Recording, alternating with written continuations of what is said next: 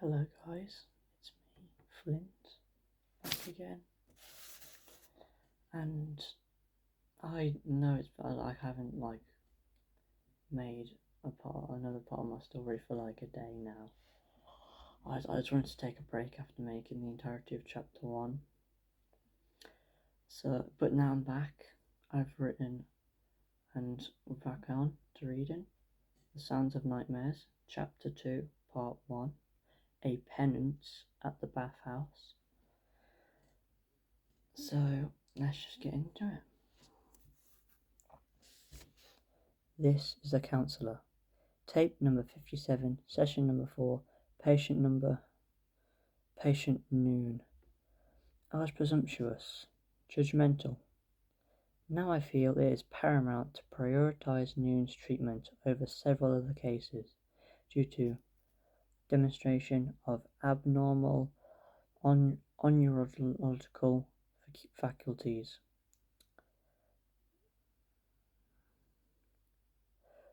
To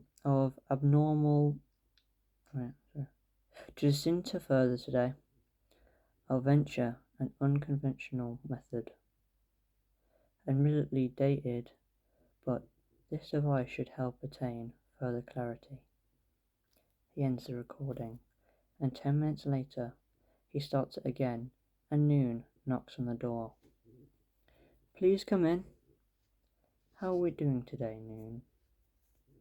Otto, what happens to a stone that has overcome its greatest fear? You're telling a joke? Yes, but I never got the punchline. I'll have to think about that. There, look! A moth! We went on vacation once, under my doctor's advice. Swarms of moths gathered round that balcony. Each night they fascinated me, their little ways, how they just existed.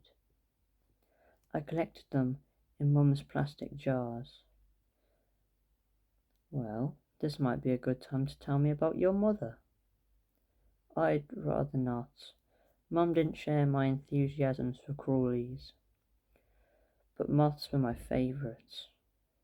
Drawn to light under some kind of spell. Perhaps you see a bit of yourself in the moth, vulnerable, caught in the spotlights. The fame you received after the cure, I don't feel cured at all. You feel you're still in the dark? Yes, but I'd like to try to fly towards the light. Then let me be that guiding light, and eventually, together, we'll leave your darkness behind.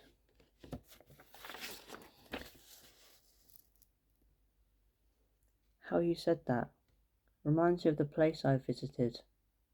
On your vacation? No, last night, in my dream. Let's make sure you're comfortable before jumping in. Oh, I feel at ease, calm even. Can I tell you about it? If you like, then I suppose I awoke to a wet air on the rooftop. Peeking over the ledge, I saw an ocean stretching all the way to the horizon. On the nearest shore, giant fish-like creatures, fish-like contraptions, crawled out from the waves, and from their mouths, plump men and women emerged. Faces hidden behind faces hidden behind wooden masks. Some used sticks to labour up the winding boardwalk, leading from the beach to the lantern-lit market below. Their destination was behind me. A distant, crooked bathhouse. A voice whispered, "Hey!"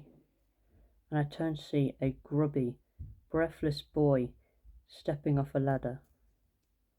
He dressed in tatty shorts and shirt covered in pin badges. He said, "Do you know a way out of here?" I told him I was equally lost, but he insisted on travelling together.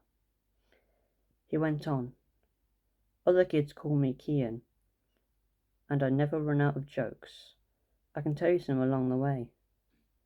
I didn't reply, so he blurted, "A man tells his friend to stop looking for the perfect match." But he stopped. I could tell he realised that parts of him were missing, as if just being here was changing him. I realised something too. My headache was gone. Keen yelled out, "Oh!" He tells him to use a lighter. Then this boy was the impotence for your joke. You met a child in your nightmare prior, but this one sounds far more normal. That is the end of Chapter 2, Part 1, A Penance at the Bathhouse. I hope you enjoyed and you got relaxed, and I hope to write another part for my little ones.